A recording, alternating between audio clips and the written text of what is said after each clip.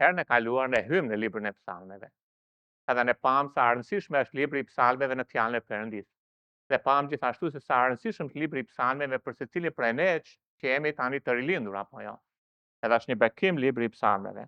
Ndërsa sot do të hyjmë në psalmin 1, edhe mënyra se si Zoti më ka drejtuar për ta quajtur këtë mesazh të javës së parë të këtij viti, e kam quajtur preludi i vitit 2026. Tani nuk është fjalë shqip prelud, do të thotë hyrje.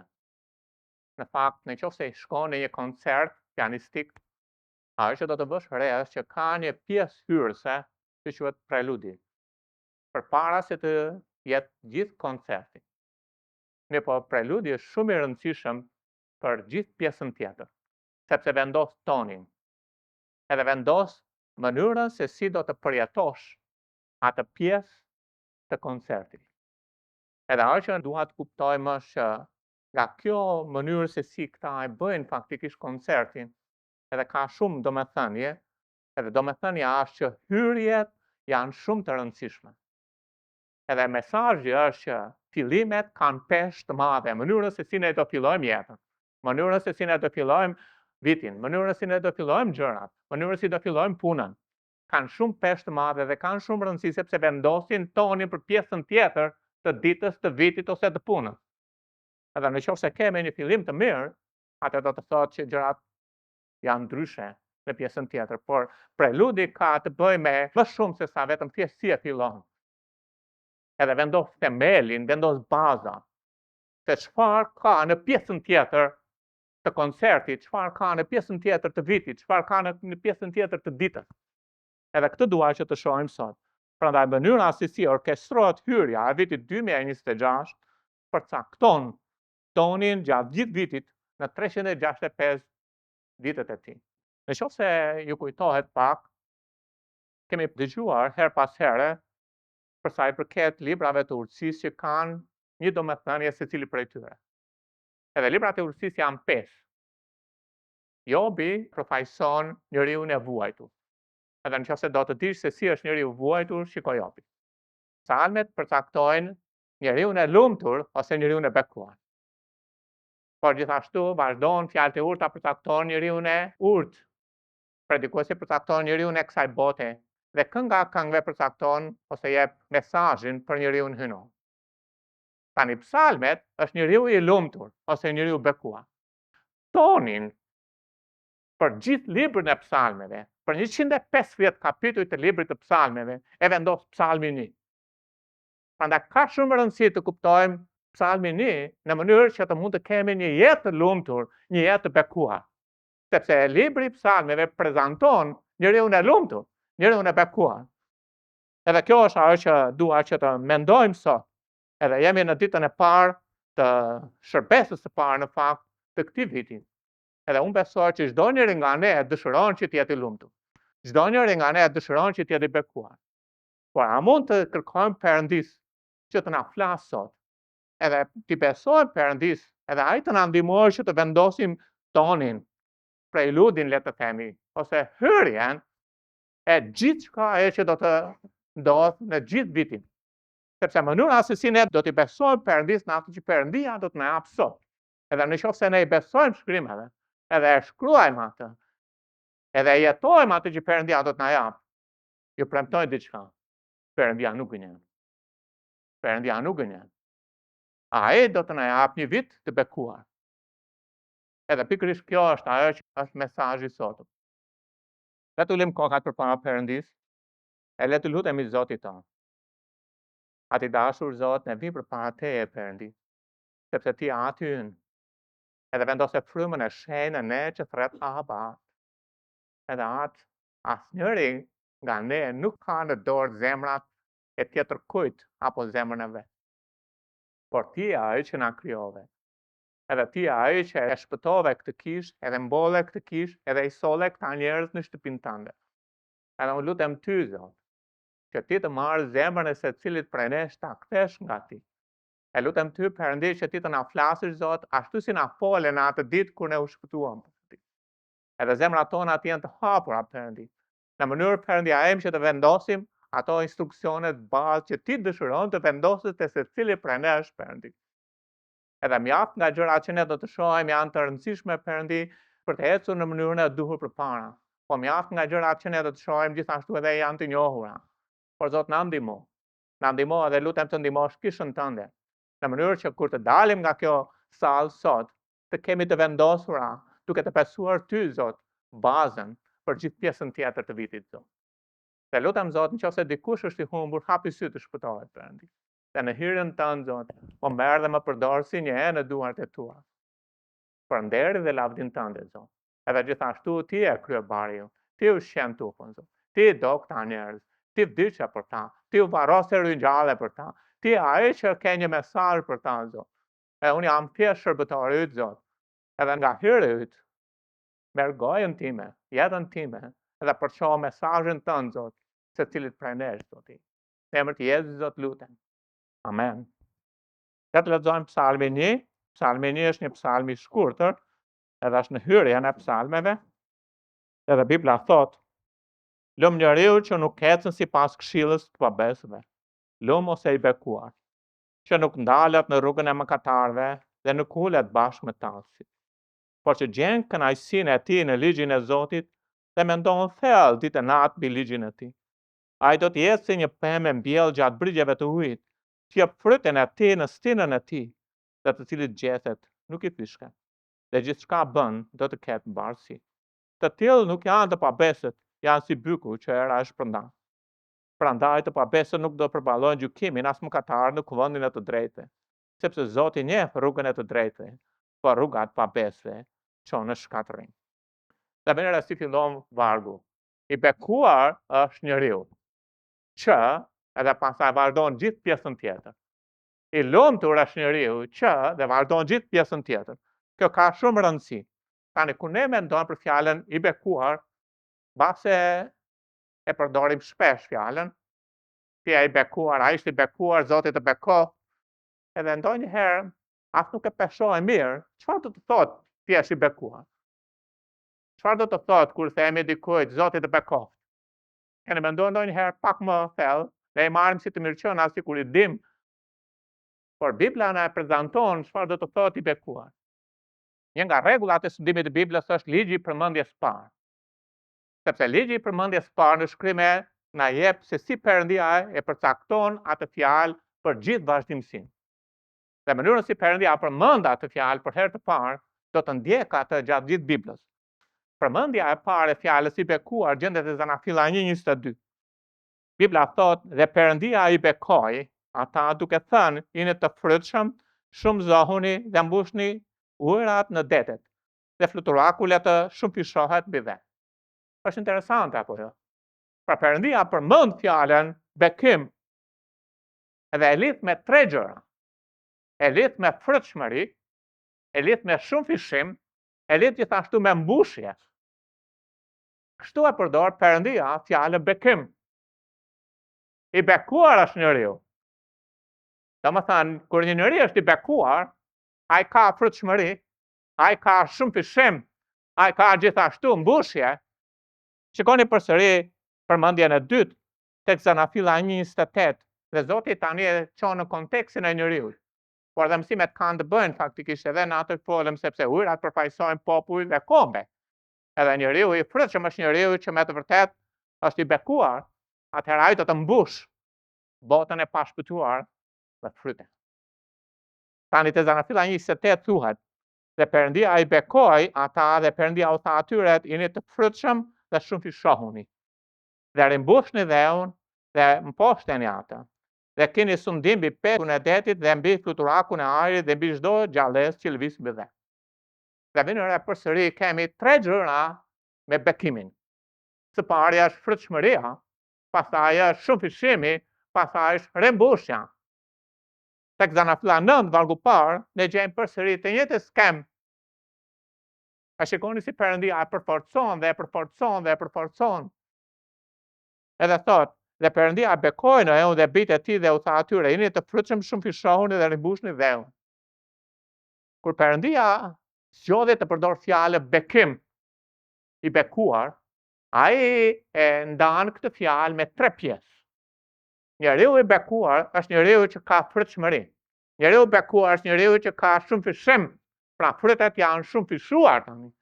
Dhe njeriu I bekuar është njeriu që jo vetëm që ndalon këtu, por ka rimbushur ose mbushur, ujërat mbushur tokën. Zoti përdor fjalën rimbush, sepse dikur ishte zbrazur dhe pastaj është mbushur. Te Zanafilla 1 vargu parë, Perëndia vendosi të krijonte qiellin dhe tokën, por kishte krijuar më përpara engjëjt. Edhe I vendosi bitë e Perëndisë, sepse kështu quhen engjëjt, bitë e Perëndisë në tokë. Një e treta atyre me në krye Luciferin, që tani është Satan, rebeloi. Edhe toka u zhyt në kaos dhe u zhyt në errësirë dhe në ujëra. Dhe Perëndia e rikrijon përsëri dhe vendos njeriu në kopshtin e Edenit. Prandaj Zoti I thot Adamit, rimbushë tokën. Pra, ripopulloje me bitë të Perëndisë. Edhe ajo që ndodh është përsëri I jep të njëjtin urdhërim Noeut, rimbushë tokën. Pse? Sepse toka u zbraz, sepse erdhi përmbytja, erdhi gjykimi. Tani mënyra si Perëndia na kërkon ne është ne të rimbushim tokën me bitë të Perëndisë. Sepse që nga koha kur Adami mëkatoi derisa erdhi Jezu Krishti, nuk kemi ndonjë njeri që rilind. Nuk kemi ndonjë njeri që bëhet biri Perëndisë. Po kur Jezu Krishti vjen në këtë planet, Bibla thot por të gjithë ata që pranuan ai u dha pushtetin të bëhen biri Perëndisë apo jo. Tani një njeri mund të bëhet biri Perëndisë me anë të Jezu Krishtit. Dhe Jezu Krishti na lanë një mandat. Dhe mandati që na la Zoti Jezu Krishti është të shkojmë të bëjmë dishepujt. Por Perëndia dëshiron që të kuptojmë që bekimi I derdhur mbi jetën tonë është I lidhur me tre gjëra. Është I lidhur me pritshmëri, është I lidhur me shumë fishim, është I lidhur gjithashtu me rimbushje. Kjo është interesante apo jo? Kjo prek drejt për drejt misionin e kishës. Prek drejt për drejt qëllimin e jetës së cilit prej nesh. Prandaj I bekuar është njeriu, edhe vazhdon më prapa që edhe gjithë pjesa tjetër na jep instruksionet praktike se si unë, se si ju, se si ne si kish mund të jemi të frytshëm, mund të shumëfishohemi edhe gjithashtu të rimbushim tokën. Është vërtet e mahnitshme në kjo. Tani shikoni pak përsëri si Zoti e përmend në ligjin e Përtërir 2 vargu 7. Në pjesën e parë të vargut thuhet, sepse Zoti Perëndia yt të ka bekuar në gjithë punën e duarve të tua. Perëndia duke folur Izraelit dhe thotë të ka bekuar në punën e duarve, Tani ku flasi për duart, po flasi për shërbimin. Sepse ne shërbejmë, punojmë me duar. Edhe piktura në Dhjetën e Re është që Perëndia na bekon në mundin e duarve. Te fjalët e urta 31, një grua e vërtetshme, që është gruaja pikturë e kishës e nusës së Jezu Krishtit, ajo me duart e veta, ajo bjell një vresht në mënyrë që t'jap fryt. Edhe kisha është e bekuar por mundi duarve të saj, shërbimi I saj është I frytshëm, shumëzohet, shumëfishohet edhe mbush tokën. Që do të thotë që në qoftë se duam një shërbim të frytshëm, një shërbim të bekuar, atë Psalmi 1 vendos tonin për shërbimin. Psalmi 1 vendos jetën e bekuar, Psalmi 1 vendos kishën e bekuar, Psalmi 1 vendos bekimin mbi secilin prej nesh. Është shumë e rëndësishme kjo. Te Psalmi 90 vargu 17 Mojsiu, dhe nga ana kronologjike ky është psalmi I parë, po Perëndia vendos psalmin e parë përpara psalmit Mojsiut. Sepse psalmi 1 vendos tonin, është prelud ose hapja e gjithë librit të psalmeve, 150 këngëve, e 150 psalmeve që na japin njeriu e lumtur ose njeriu e bekuar. Dhe Mojsiu thot, hiri I Zotit Perëndis ton, qoftë mbi ne dhe bëf të qëndruash me veprën e duarve tona, po bëje të qëndruash me veprën e duarve tona. Një kërkesë që ne japim shpesh herë dhe duam është që Zoti të na jap frutet që qëndrojnë apo jo. E duam këtë. Edhe Mojsiu po lutet që Zot bëje të qëndruash me veprën e duarve të mia. Tani Zoti thot, ju kam bekuar, thot Izraeli, dhe kam bërë të qëndruash me mundin e duarve tua. Pra do të thot, ti je një njeri I bekuar, do të thot që mundi I duarve të tua qëndron. Fryti që ti jep qëndron, por është e lidhur me ti je I bekuar. Dhe nëse je I bekuar, ke fryt që qëndron. Sepse bekimi është I lidhur me frytin. Te Luka 1 vargu 27, Dhe engjëlli hyri tek ajo dhe tha, "Tunja tjeta o hyr plot, Zoti është me ty, ti je e bekuar." Tani e dim apo jo? Çfarë punon në mendjen tonë? Gjë të thotë i bekuar. E frutshëm? Është shumë fishuar? Bush tokën. Sepse ajo dha një frut. Se ishte bekuar. Ajo solli Zotin Jezu Krisht në këtë planet. Edhe në të, edhe ai është i frutshëm. Është shumë fishuas. Edhe gjithashtu mbush tokën. Ky Zoti i universit është Jezu Krishti. Po erdhi përmes një gruaje, dhe kjo grua është e bekuar. Prandaj bekimi është i lidhur me frutin, është i lidhur me shufishimin, është i lidhur me mbushjen, është i lidhur me misionin tonë. Kur ne shohim Biblën, së pari, bekimi është i lidhur me frutshmërinë. Së dyti, bekimi është i lidhur me lumturinë. Edhe në qoftë se e shikoni me kujdes, i bekuar është njeriu në atë diagram, dhe janë dy gjëra që mësojmë nga Bibla për njeriun e bekuar. Njëra është ti je i frutshëm, tjetra është ti je i lumtur. Janë të dyja rezultat i të qenit i bekuar. Zoti të bekoft, domethënë paç një jetë të lumtur. Zoti të bekoft, domethënë paç një jetë të frutshme, shumëfishon dhe mbush tokën. Tani, kur flasim për lumturinë, në esencë çdo njeri i pashpëtuar ose i shpëtuar, në esencë dëshiron që të jetë i lumtur. Prandaj gjërat që ai përpiqet që të përmbush në jetë janë në funksion të lumturisë personale, me thelb. Por në botën e fiksuar pas përsosmërisë, ka plot maska të lumturisë rreme, për të fshehur dhimbje dhe plagë. Sepse njerëzit nuk janë të lumtur. Nuk janë të lumtur. Ky është realiteti. Edhe njerëzit janë në kërkim të lumturisë në mënyrë të vazhdueshme. Edhe kërkojnë me lloj-lloj gjërash. Për shembull, gjërat më të thjeshta, e kërkojnë në blerjen e gjërave. Se vetë të bëj shopping dhe të lumturohen. Po nuk kuptojnë që janë të përkohshme. Pavarësisht çfarë blen, rroba, teknologji etj. Ose për shembull në përmirësim të formës trupore. Sa më i holl, sa më i dobët, sa më elegant etj. Më bëj kozmetike, më the të thash ndërhyrje. Edhe arsyeja është sepse ata duan lumturinë. Ktu është në thelb, duan të jenë të lumtur. Nuk po them të mos kujdesesh për trupin, po flasim për kërkimin e gjërave të lumturisë, nuk është në këto gjëra. Disa të tjerë e kërkojnë në arratisjen e radhës.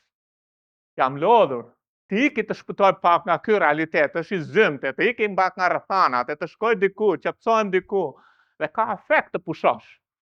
Por arratisja do mbaroj. Pushimet do mbarojnë. Edhe pastaj çfarë do të ndodhë? Apo pia do të dalë, do apulloj nga ajo që ke bërë. Pastaj prapë do të kthehesh te realiteti i zymt.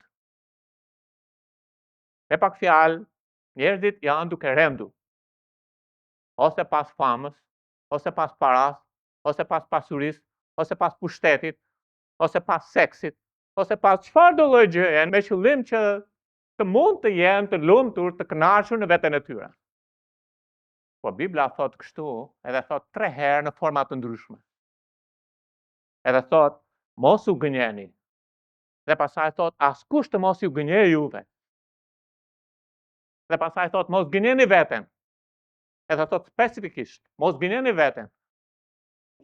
Sepse kjo botë, motra dhe vëllezër, mishi, djali, duan të na gënjejnë, duan të na mashtrojnë. Vetë duan të gënjejnë veten, të mashtrojnë veten. Që këto gjëra do të na japin lumturinë. Por është gabim. Sepse nuk na japin. Paraja kur nuk ka qenë dhe kur nuk do të jetë. Lumturia dhe mbushëllia e shpirtit të një njeriu. Ka një çelës për lumturinë. Dhe a çelësi. Për të jetuar i lumtur, duhet të ndërtosh jetën me Zotin Jezu Krisht dhe fjalën e tij. E dini pse? Zoti nuk e ka dizenjuar të japë lumturinë të shkëputur nga Perëndia i lavdishëm. Është e pamundur të ndodhë. Por Zoti ka projektuar lumturinë e njeriu në një marrëdhënie me të. jashti nuk ka bollëk, nuk ka jetë, nuk ka lumturi. Dhe jashtë fjalës së tij, sepse fjala e tij ka mendimet e tij, ka zemrën e tij aty brenda. Prandaj mos kërko lumturinë, po çfarë të kërkosh? Kërko Jezusin dhe në Jezusin gjen lumturi. Amen. Të shkojmë të Zanafilla 30:13. Dhe Lea tha, lumun, ose unë jam e lumtur, tha, se bia do të më thrasë të bekuar, dhe e thiri emrin Asher. Lea konsideron vetë të lumtur dhe thot që do më thrasin të bekuar. Dhe vini re që njeriu i lumtur thirret i bekuar. Njeriu i bekuar thirret i lumtur. E shikoni, po lëm Biblën të interpretoj vetveten, nuk po japim ne interpretim. Po do më thrasin të lumtur, do më thrasin të bekuar. Kush është njeriu i bekuar? Është njeriu i lumtur. Kush është njeriu i lumtur? Njeriu i bekuar. Pra, të jesh i bekuar sipas fjalës Perëndis nuk do të thotë vetëm të jesh i frutshëm, nuk do të thotë vetëm të shumëfishohesh edhe të mbushësh tokën, po do të thotë të jesh i lumtur.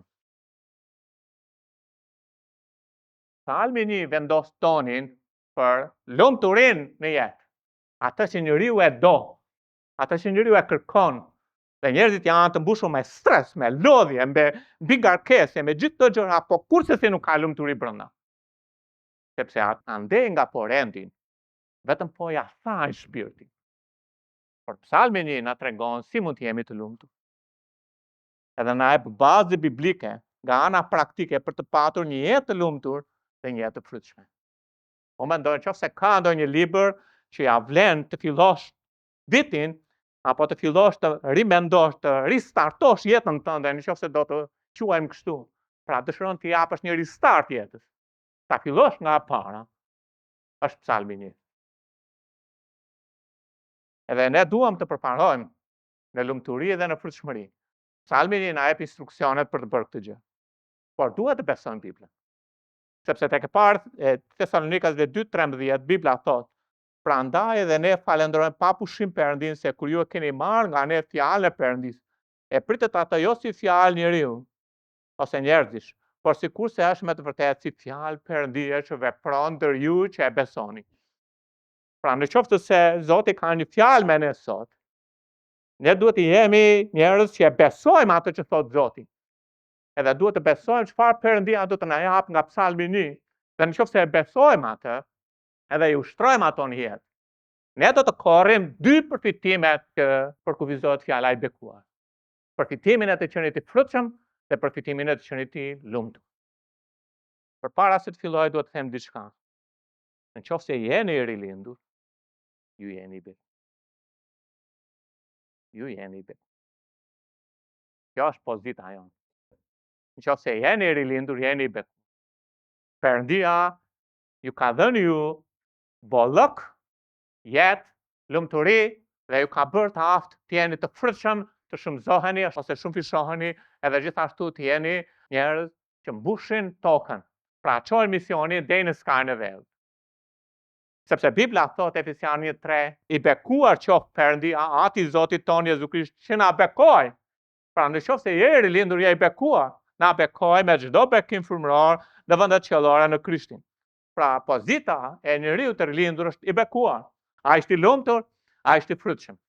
Por nga ana praktike, nëse kthejmë kokën mbrapa në 2025-ën, mjaft të krishterë gjejmë veten jo ashtu siç kanë pozitën. E gjejmë veten jo të lumtur. E gjejmë veten nën stres, e gjejmë veten nën ankth, e gjejmë veten me probleme, po mbi të gjitha e gjejmë bosh për sa i përket lumturisë dhe e gjejmë veten të pafrytshëm.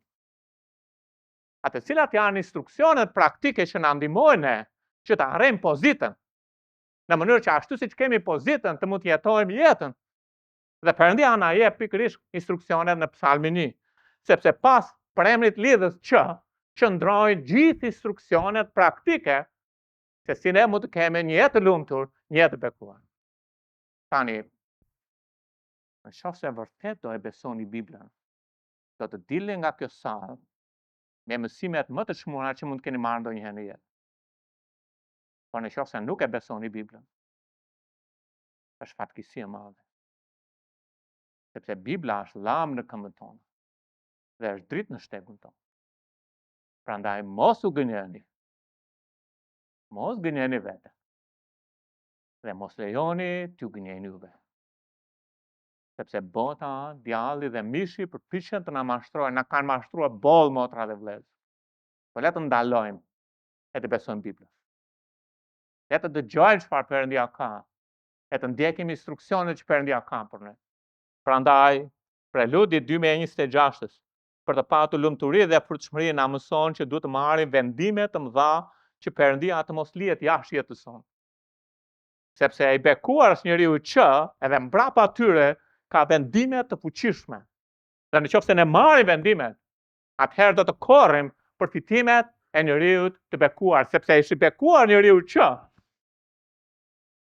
Dhe di që shpesh herë ne dëgjojmë në thënie shqiptarçe që themi që nuk të jap fjalën sepse nuk e mbaj dot. E keni dëgjuar apo? S'po të them, s'po të jap fjalën fare. Ose nuk po marr vendime se nuk i marr dot. Po le të them një gjë. Nëse nuk marri vendime, ne nuk do të mund të jemi të bekuar. Nëse nuk marri vendime, kemi marrë tashmë vendim për të mos qenë të bekuar. Por nëse ne marri vendimet bazuar mbi fjalën e Perëndisë që na mëson sot, ne do të korrim një jetë të lumtur. Do të korrim një jetë të frutshme. Duhet të besojmë Biblën siç Bibla thot, sepse Psalmi 119, vargu 8 e 6 thot, të urdhrimet e tua meritojnë besim. Së pari janë 3 gjëra që do të mësojmë. Elimino, kultivo, përforco. 3 gjëra vjen nga Psalmi i parë. E të flasim për të parën, për të dytën, për të tretën, por të treja janë vendime. Elimino, kultivo dhe përforco. I bekuar është njeriu që eliminon 3 gjëra, sepse vargu i parë thot çfarë duhet të heqim nga jeta jonë. Sepse mënyra se si ne mund të shkojmë në progres është duke hequr ato që pengojnë dhe na bëjnë që të kemi regres në vend të progresit. Nëse në jetën praktike nuk eliminon ato që prishin karakterin, atë gjërat që ti bën për të qenë një model janë të paefektshme. Jeni dakord? Nëse në jetë nuk eliminon ato gjërat që të prishin karakterin, çfarë do gjë që ti bën, mundohesh, punon, lodhesh, përshëndetet, gjitha, nuk kanë efekt, nuk kanë ndikim. Prandaj është mjaft e rëndësishme të kuptojmë që progresi është i vërtet vetëm kur sigurohet që janë eliminuar ato që sjellin regres. Formërisht, bekimi nuk fillon me veprime pozitive, po fillon me veprimet për të eliminuar ato gjërat që pengojnë progresin e jetës frymërore. Dhe janë 3 gjëra që duhet eliminosh që ta bëjnë të avancosh në mëkat. Së pari, elimino këshillimin me të paperëndishmit ose me të pashpëtuarit. I bekuar është njeriu që edhe jep nuk ecën sipas këshillës të pabesëve. Dhe do të besojmë Biblën në këtë që thot. Nuk ecën. E dini që kur flasim për ecjen, që nga fëmijëria deri në pleqëri është një ecje. Pra do të thotë që nuk ecën ose nuk jeton sipas këshillës së të paperëndishme. Që do të thotë që i bekuar është njeriu që zgjedh që mënyra se si do e jetojë jetën nuk do të jetë sipas këshillës së njerëzve të pashpëtuar. Edhe jeta ka plot gjëra me të cilat ju përballeni për ta jetuar.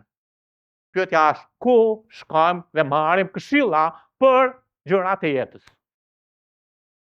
Sepse i bekuar është njeriu që nuk ecën sipas këshillës së të pabesëve ose të paperëndishme, sipas udhëzimeve të tyre për të jetuar jetën.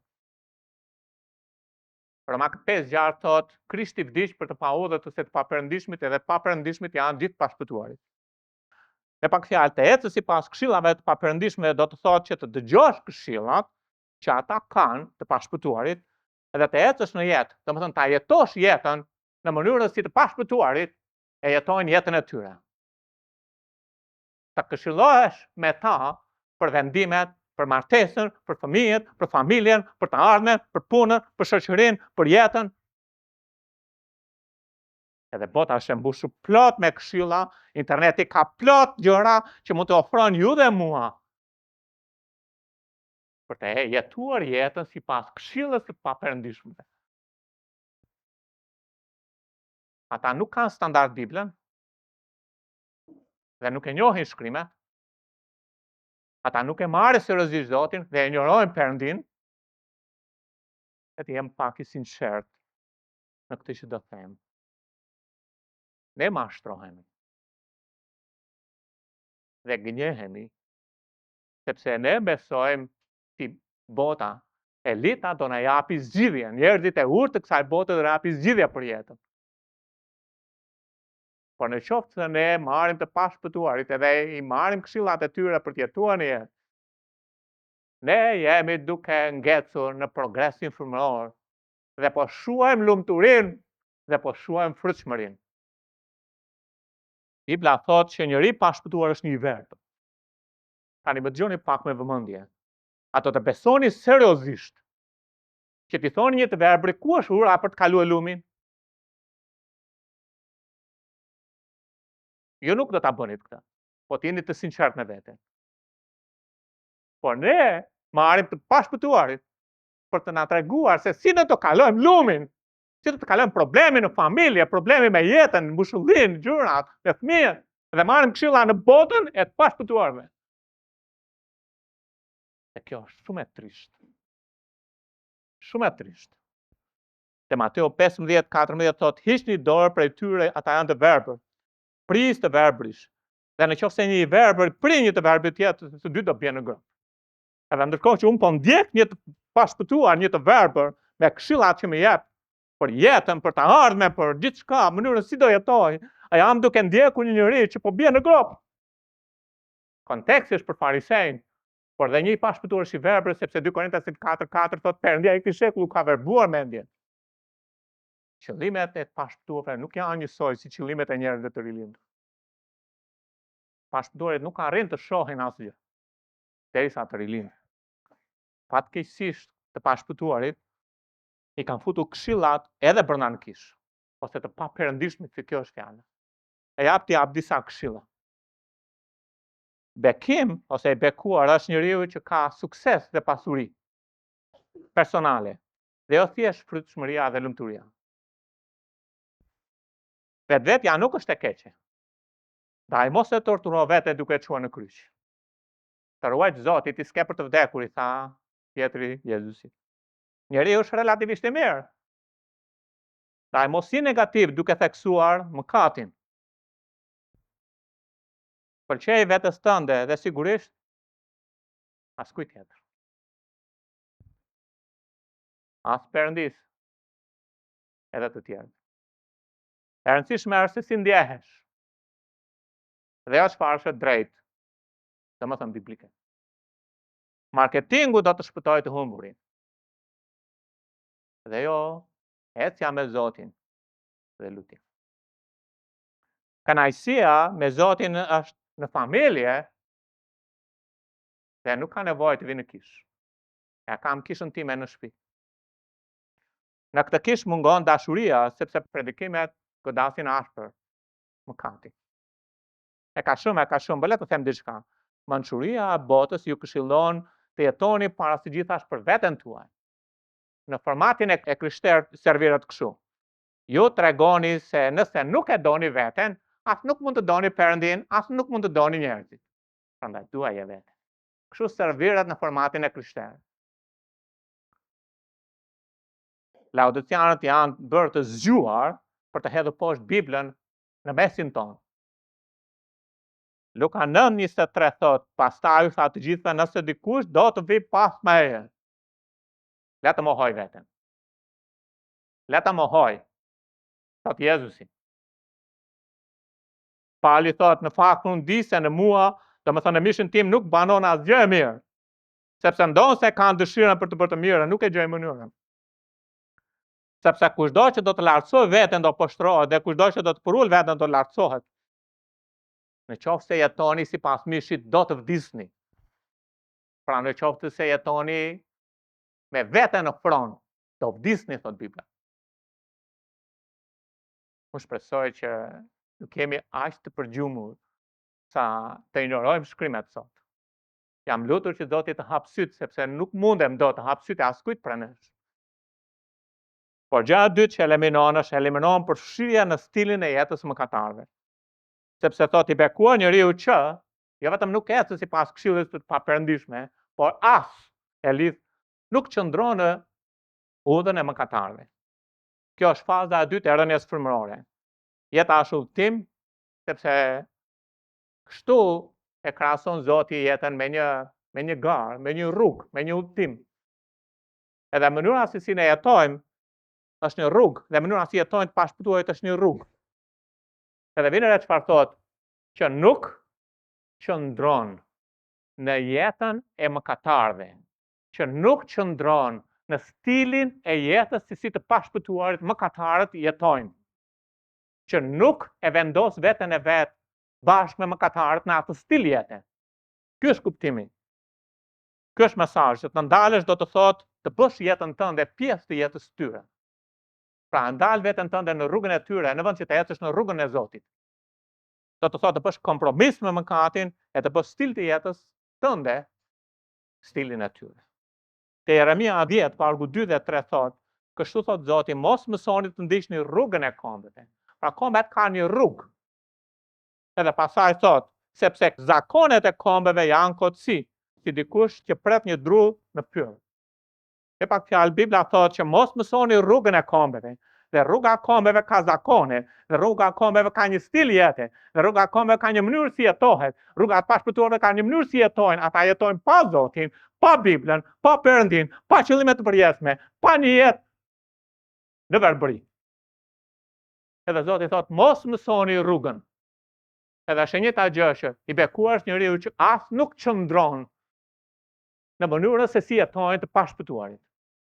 Sipas zakoneve të tyre, stilit të jetës të tyre, mënyrës si ata I bëjnë gjërat, edhe ti e gjen veten duke u zhytur, pasi dëgjon këshillat, e gjen veten duke qëndruar edhe duke u përfshirë me stilin e jetës të tyre.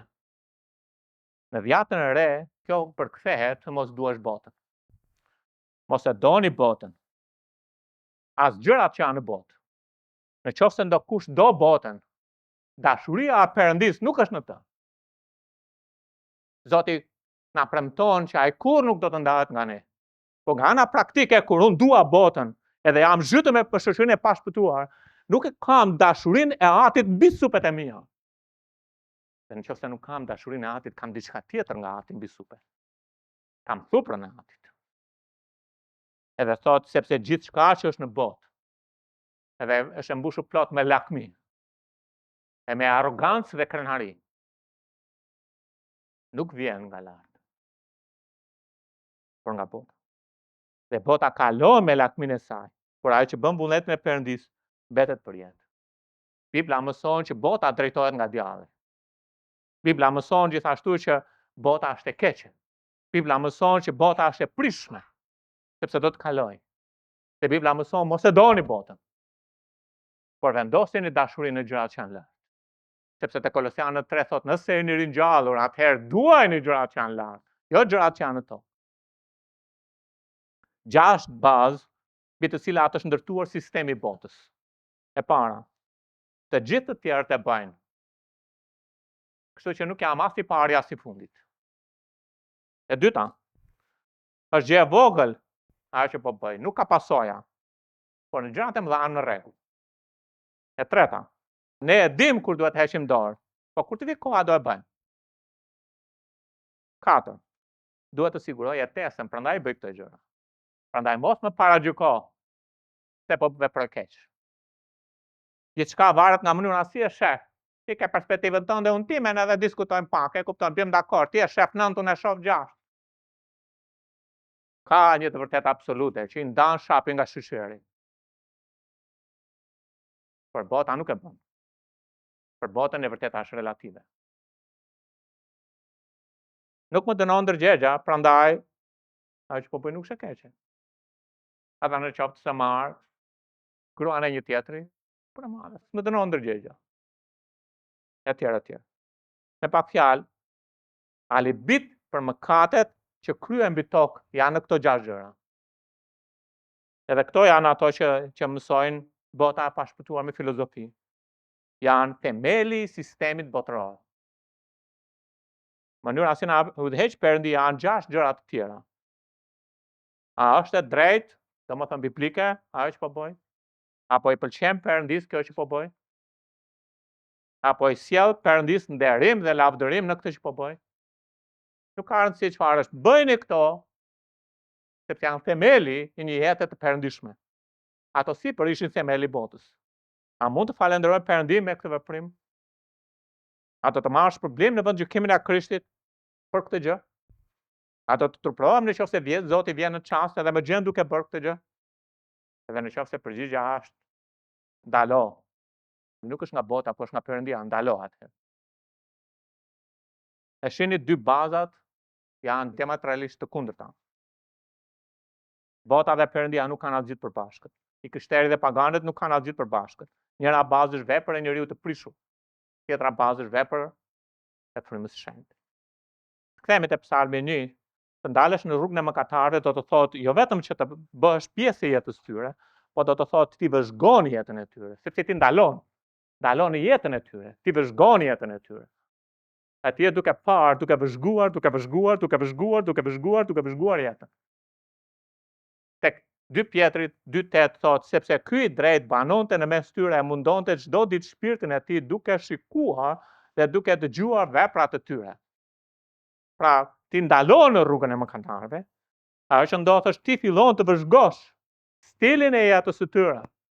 Dhe Bibla thotë që njëri i drejt në vjetën e vjetër ishte në një botë pa perëndishme siç është edhe sot. Edhe ai shikonte, edhe dëgjonte, edhe mundonte shpirtin e tij. Ne mendojmë sikur po kënaqemi kur shikojmë gjërat e pista, dëgjojmë gjërat e pista ose kur shikojmë jetën e kësaj bote, po në fakt po torturon shpirtin. Edhe fatkeqësisht rrjetet sociale janë plot. Njëherë thuaj një fjali që thuaj që televizori me antenat që vishin lart, ishin digjitale, është djalli në kuti me brirët mbi çati. Tani djalli ka fshehur brirët fare dhe jashtë në atë kutinë e vogël telefonit. As nuk dallohet. Nuk po them telefoni që keq, nuk po them që nëse përdorni telefonin jeni të këqij, nuk e them atë.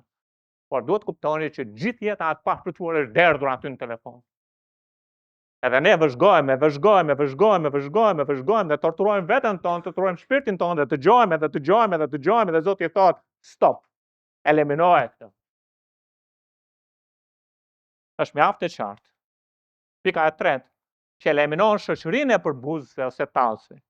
I bekuar është njeriu që, nuk ecësi në këshillën e papërëndishme. Nuk ka marrë ata standard se si do të jetojë jetën. Po ka 66 këshilltar se si do ta jetojë jetën. Ka Zotin Jezu Krisht që është këshilltari i admirueshëm, që më mëson si të jetojë jetën. Jo të pashpëtuarit, jo elita e botës, jo ai ka filozofëve, po Bibla dhe Jezu Krishti. Dhe gjithashtu thotë, as nuk qëndron në udhën e mëkatarëve, domethënë nuk ka stil jete si ata, por nëse dëgjon këshillat ka rënë aty. Do është hapi i dytë. Dhe nëse pasaj vëzhgon jetën e tyre, ajo që ndodh është do shkojë te hapi i tretë. Dhe hapi i tretë është ai është në shoqëri me ta, ulur tani. Edhe ashtu si të pashpëtuarit nuk e besojnë Biblën, nuk e duan Zotin, edhe ai tani është bërë njëri që nuk e beson Biblën, e ignoron fjalën e Perëndis, nuk e intereson çfarë thot Perëndia, dhe di çfarë bën atë që bëjnë pashpëtuarit. S'do t'ja di më për Biblën. I krishteri përfundon këtu.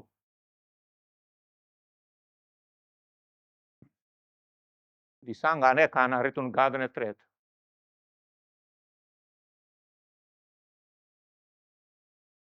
Të uler do të thotë që e vendosën në marrëdhënie shoqërie me ta. Dhe në këtë pikë nuk e ka frikë Perëndin. Nuk e merr seriozisht Biblën. Të ndjesh rehat aty në shoqëri me ta. Tallësit, përbuzësit në Bibël janë ata që përqeshin fjalën dhe marrin mëkatin si lojë. Si shaka. Spirale e rëndë se është së pari dëgjon këshillën, mendon, çfarë mendojnë të pashpëtuarit, edhe pastaj fillon të veprosh sipas mendimeve të tyre. Së dyti është qëndro në rrugë, angazhohesh të shohësh, angazhohesh të jetosh sipas mënyrës si jetojnë ata. Dhe së treti ulesh. Je një me ta. Je për një dhe Satani të kapë. Pra elimino shoqërinë e keqe. E para Korinta 15:3 thot, mos u gënjeni. Para më çfarë thash? 3 thirrje nga Perëndia. Mos u gënjeni, mos lejoni t'ju gënjeni ju dhe mos gënjeni veten. Të treja janë nga Perëndia. I drejti e zgjedh me kujdes shokun e tij, por rrugat pabesve i bën të humbasi. Kush shkon me të urtë, të bëhet të urtë, por shoku i budallëve do të bëhet i keq të Bibla. Ruani mendjen. Duke mos lënë mendimet e të pashpëtuara në mendjen tuaj. Ruani syt, duke mos vëzhguar jetën e tyre. Dhe ruani shoqërinë, duke zgjedhur njerëz të drejtë dhe të perëndishëm që ecin me Zotin. Ruani mendjen, sepse djalli do të sulmojë mendjen me mendimet e të pashpëtuara. Ruani syt dhe ruani gjithashtu shoqërinë.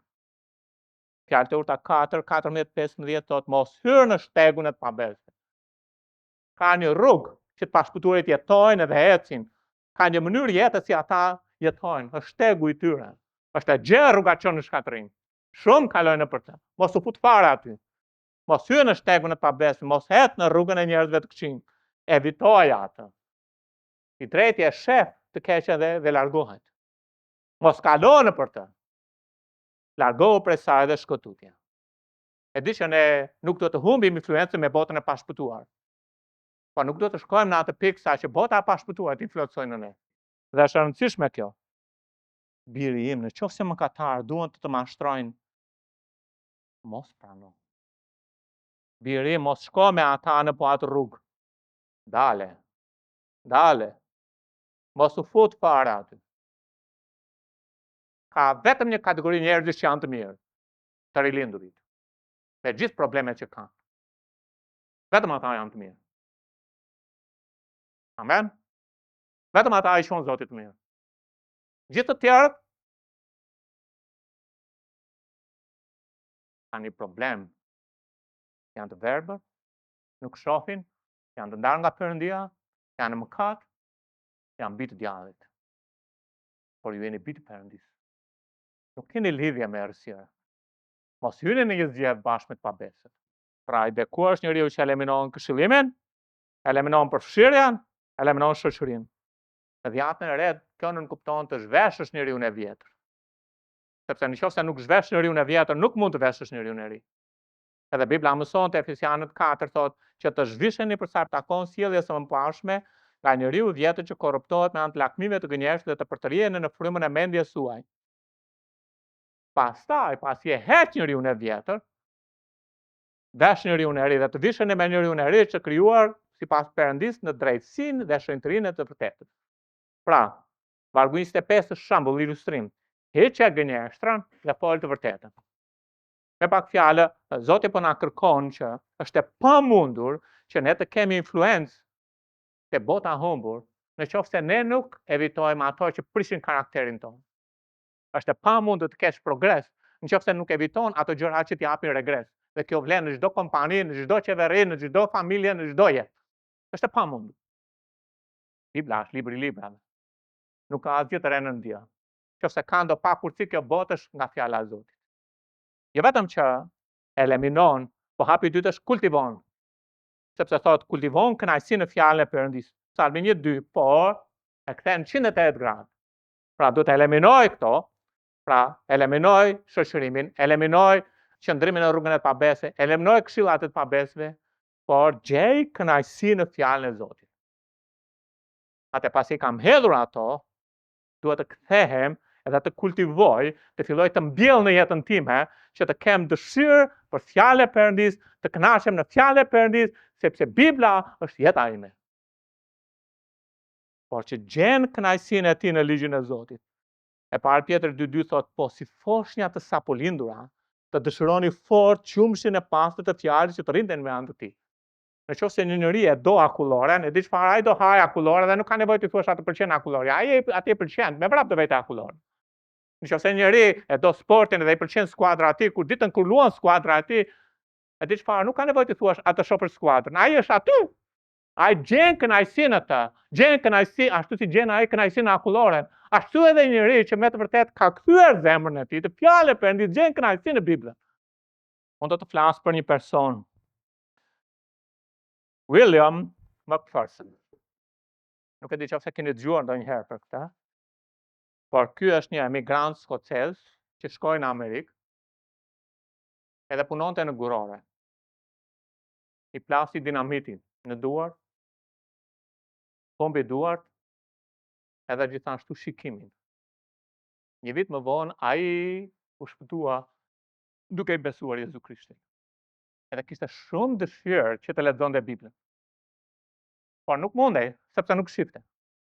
Edhe ku të gjente një njeri që t'ja lexonte, dhe sa herë do t'ja lexonte ai tjetri pranë atij, ai dëgjoi për një vajzë që quhej Ana. Dhe kjo vajza kishte mësuar alfabeti Braille. E dini çfarë është alfabeti Braille?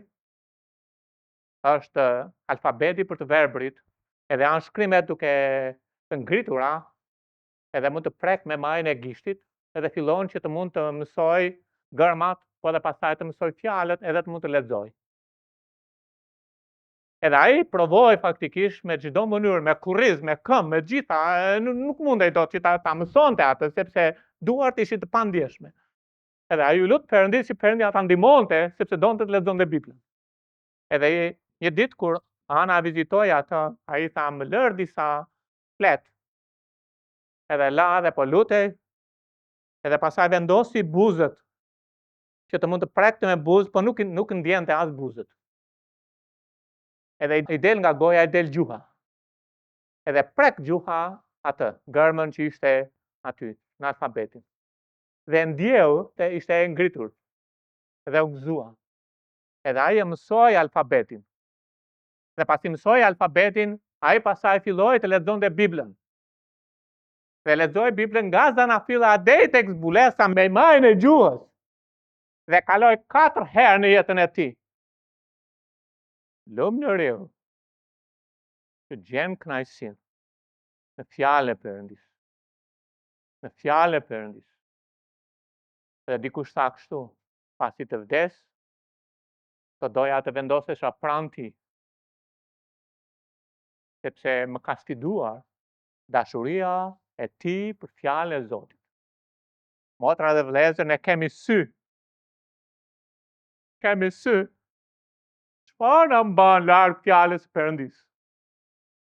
Jo vetëm që gjen kënaqësi në fjalën e Zotit, por mendon, kultivon meditimin ditë e natë mbi fjalën e tij. Sot mendon thellë ditë e natë mbi të. E merr fjalën, kalon kohë me fjalën, pastaj e përsjat atë, është si ta tresësh atë që ke ngrënë. Edhe Bibla na mëson në Psalmi 119:97, o sa shumë e dua ligjin tënd, ai është përsjatja ime. Edhe piktura është si një dele që pasi ka ngrënë edhe kthehet e ripërtyp atë ushqimin. Ati lexon fjalën, e gjen kënaqësinë në të, ashtu si ai që dëshiron akulloren, ai që dëshiron të shohë futbollin apo një kinema, apo çfarë ju pëlqen, pizza, çfarë ju pëlqen, krema, çfarë ju pëlqen juve, ai e do atë dhe e qëndron aty. Jobi tha, përfitova kaq shumë nga Bibla, më shumë se ushqimi im i përditshëm. Dhe pastaj fillon të meditojmë me të, fillon të mendojmë me të, si do ta zbatojë në jetë Zot. Sepse fjala është një dhëmë në këmbën time. Është dritë, çfarë do të bëj Zot? Çfarë do ti që unë të bëj nga fjala jote sot? Është njëri që jeton me qëllime të përjetshme sepse janë hapur syt. Dhe mësimi i tretë është që përforcon. Që përforcon. Edhe parimi është të rënjosesh në fjalën e Zotit. Sepse vargu 3 në esencë është si rezultat i përmbushjes së asaj që ndodh në vargun e parë dhe në vargun e dytë. Nëse në vargun e parë ne eliminojmë ato, dhe në vargun 2 ne fillojmë edhe të gjejmë kënaqësi në fjalën, e meditojmë fjalën, Perëndia mban atë që është në vargun 3. Po vini re vargu 3 tregon gjithashtu qëndrueshmëri, jo diçka momentale, jo diçka sporadike, jo diçka sot është, nesër nuk ndodh, pas nesër ndodh me radhë. Domethënë, koha në fjalën e Perëndis, koha me Zotin është e qëndrueshme. Pra një njeri që me të vërtet arrin në vargun 3 përforcon edhe stabilizon jetën e tij me vendime të qëndrueshme në lidhje me eliminimin edhe në lidhje me kultivimin. Kjo është mjaft e rëndësishme për të kuptuar këtë.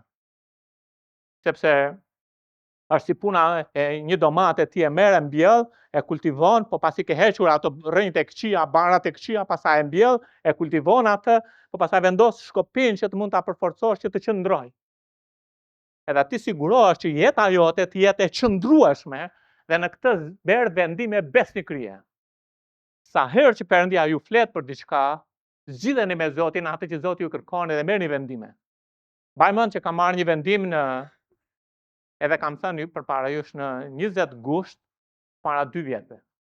Edhe kanë kaluar jo pak.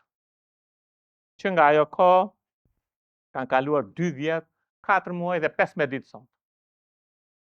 Dhe që nga 20 gushti deri sot nuk kam marrë asnjë vendim tjetër dhe nuk kam rënë atë që vendosa të bëja përpara Perëndis. Sepse zgjedh të jem stabil në jetën me Zotin. Zgjedh shtegun e besnikërisë. Po ju do të merrni vendimet tuaja. Ndërkohë që jeku viti, atëherë kam filluar të mendoj çfarë gjërash në të kaluarën kanë çaluar në jetën time. Dhe një nga gjërat që çalonte ka qenë koha e rregullt e leximit të Biblës në mënyrë të vazhdueshme. Atëherë kam vendosur unë do të kaloj kohë me Perëndin, po ku do të gjej kohën? Kohën do të gjej vetëm herët në mëngjes sepse jeta është e mbushur me plot gjëra. Atë do të çohem herët në mëngjes të kaloj kohë me Zotin. Edhe thash do të lutem Perëndis që të më japë forcën, por do të marr vendimet e duhura që më duhet të bëj për të lexuar Biblën në mënyrë të rregullt e të vazhdueshme. Atë jam çuar herët në mëngjes, po duke u ndruar festa e vitit, jeta në orën 2. Po në orën 6 era alarmi. Që të çohesha.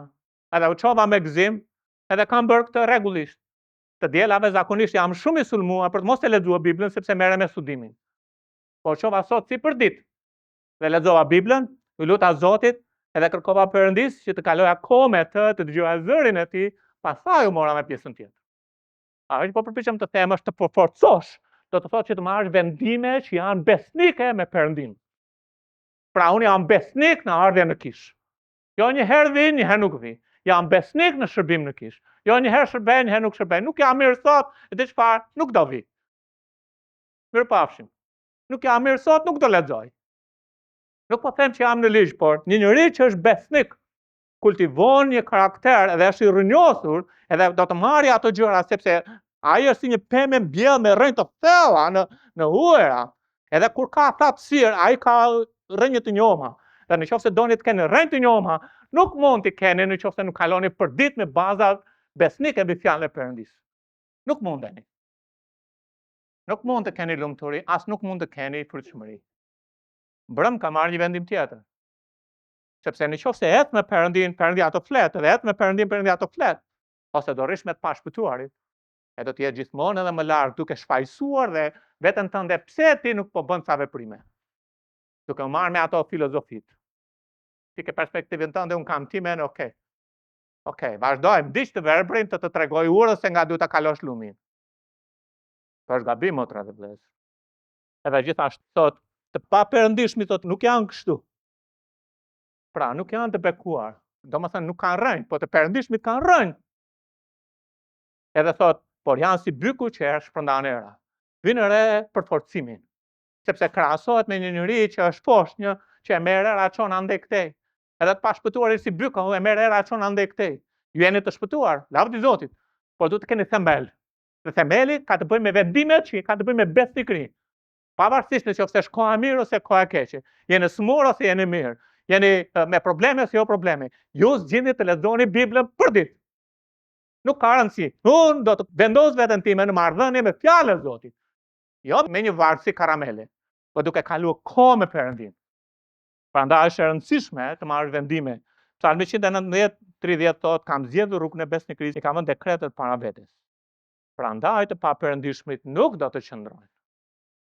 Edhe vargjet më poshtë tregojnë që një njeri i pashpëtuar do të përballet me një gjykim e do të shkojë në ferr. Nuk do të jetë atje ku mblidhen të krishterët, nuk do të jenë atje ku mblidhen besimtarët, do të jetë në vendi ku digjet në zjarr dhe sykur. Prandaj pyetja më e mirë është, a jam i shpëtuar? Nëse nuk jam i shpëtuar, tëra nuk blejnë. Ta mbyllim. Cili do të jetë hyrja ose preludi i 2026 për ju. Si do ta keni gjithë vitin? Du të saktoni tonin. Nëse nuk saktoni tonin, nëse nuk bëni hyrjen, çdo gjë tjetër do shkatërrohet. A doni të jeni të lumtur? Besojeni Biblës në udhëzimet që na dha. A doni të jeni të bekuar? A doni të jeni të frutshëm? Besojeni Biblës. Unë i di këto gjëra. Lëm njeriu që beson Biblës. Lëm njeriu që beson Zotit. Thënë më mirë të mos marr vendime sepse nuk i mbaj dot është e gabuar. Nuk vjen nga Zoti. Nëse nuk merr vendime që të jesh praktikisht i bekuar në 2026, tashmë e ke marr vendimin. Ke marr vendimin. Nëse nuk do të lexosh Biblën, zgjedhja jote. Nëse nuk do të ndahesh nga të pashpëtuarit, zgjedhja jote. Nëse nuk do të ndahesh me këshillën si ata të japin familje, për jetë, për martesë, për karrierën, për të ardhmen, për ku do të vendosesh, zgjedhja jote. Por Zoti thotë eliminoj këto. Është një njeri i smur. Ai ka mundësi ta marrë ilaçin, por zgjedh të mos e marrë. Ka mundësi ta marrë ilaçin, por zgjedh të mos e marrë. Pasojë sëmundja përparon. Mësimi është mos vendimi për të pirë ilaçin, është vendim për të mos u shëruar. Shumë e thjeshtë. Mos vendimi për ta pirë ilaçin është vendim për të mos u shëruar. Salmi 1, i bekuar është njeriu. I bekuar është njeriu. I frutshëm, shumëzon, bushtokën dhe i lumtur. Që bën vendime. Elimino këshillimin me të pashpëtuarit. Elimino përfshirjen në stilin e jetës tyre. Elimino shoqërinë. Merr vendime të kultivosh të mirën. Një burr lexoi Biblën 4 herë me ju. Mua më sfidon kur e dëgjova këtë histori. Elimino të keqen, kultivo të mirën, përforco progresin. Bëjmë vendime të matura përpara Zotit në besnikëri. Le të ulim kokat tona. Çfarë do të bëni me jetën tuaj? Përpara Perëndis. Si do të jetë hyrja, preludi i jetës suaj për gjithë pjesën tjetër të jetës ose të vitit. Nëse Zoti ju ka folur për diçka për ta eliminuar, ndaloni, eliminojeni. Mos gënjeni veten, mos lejoni t'ju gënjejnë, mos u mashtroni. Kultivo marrëdhënie me fjalën. Kultivo meditimin të mësuarit përmendësh të fjalës. Edhe përforcou. Jo më me hope. Jo më lexoj Biblën sot e lexoj nesër. Jo e lexoj pas një jave. Jo e lexoj, jo, vendos. Unë dua të kem rënjë, edhe dua të kem frut. Sido që të jetë situata rreth rrotull. E trisht ose e lumtur. Rrethana të mira ose jo. Unë dua të jemi lumtur, sido që të jetë kjo botë. Sido që të shkojnë ngjarjet nga muaj në muaj.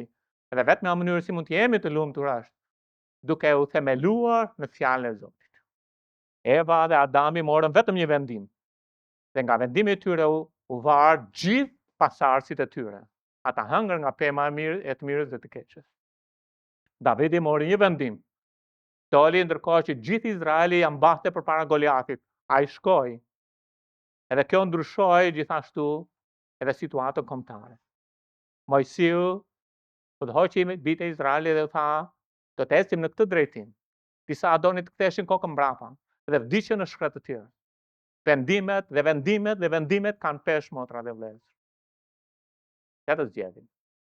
Në heshtje merrni atë vendim që Zoti ka për ju, atë që Zoti ju ka folur ju. Mos e lini për nesër. Sot është dita e vendimeve.